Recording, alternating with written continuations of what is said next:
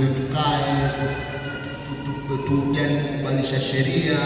Kwa nini haitasaidia zaidi katika vita hii? Nimefuatilia katika tovuti ya uhuru wa dini ya General Conference na tovuti ya North American Division. Nimeangalia, hata nimeweza kuangalia michakato inayofanyika pale ni ya uchochezi, lobbying, advocacy. Lakini kwenye Biblia hakuna sehemu hata moja ambapo ifanyika advocacy. Encounter ya Musa na Farao haikuwa lobbying pale. Encounter Esther, Mordekai na Hamani pale haikuwa lobbying pale. Encounter ya Mikaya na mfalme Ahab haikuwa lobbying. Na mifano mingine, Yesu mbele ya Mafarisayo haikuwa lobbying.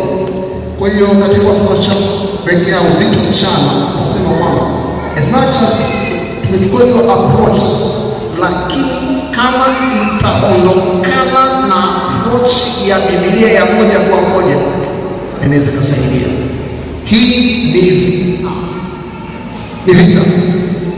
ni vita ya kiroho, isha nuru na giza. Kuna approach moja itumika kusanya sahihi wapi na wapi.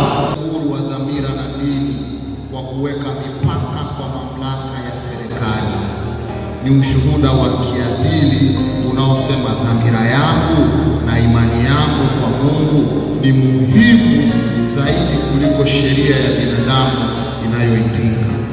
Je, narudi, uasi wa kisheria ni sawa? Ni halali tufanye? Tunaufanyaje kama ni halali? Asante sana. Kwanza mimi mwenyewe ndiye mtu wa ajabu, kwa sababu niseme tu wazi, tuwe neno uasi lina connotation za kutosha.